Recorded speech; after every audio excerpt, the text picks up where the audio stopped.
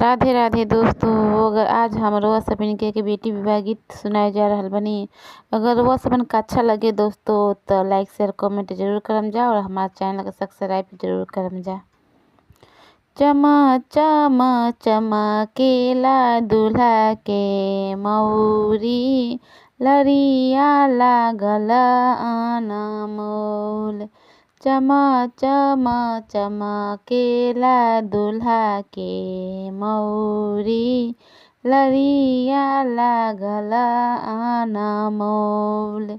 बहिनी ओढ़ी बाबू आंगना भैले खाड़, नैना गिरे झर झर लोर। बहिनी ओढ़ी बाबू आंगना भैले खाड़, नैना गिरे झर झर लोर। कमरा से निकलेली आमा आपन, किया बाबू नैना गिरे लोर।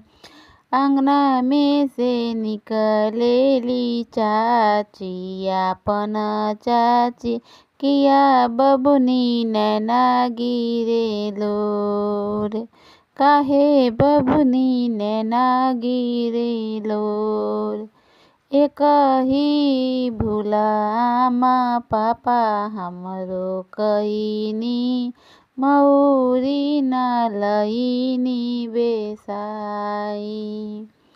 एक चाची भूला हमर चाचा हमरो कईनी, मौरी न लईनी बेसाई। चुप होख बबुनी नयन पोछ, आवतारन जीजाजी तोहार। चुप होख बबुनी नयन पोछ लोरावा, आवतानी जीजाजी तोहार। मलिया के जामल जीजाजी तोहार, उहे लइहे मौरी बेसाई।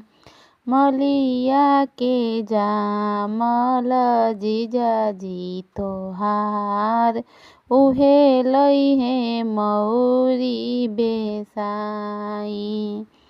चम चम चमकेला दूल्हा के मौरी, लरिया लागल अनमोल। चम चम चमकेला दूल्हा के मौरी, लरिया लागल अनमोल।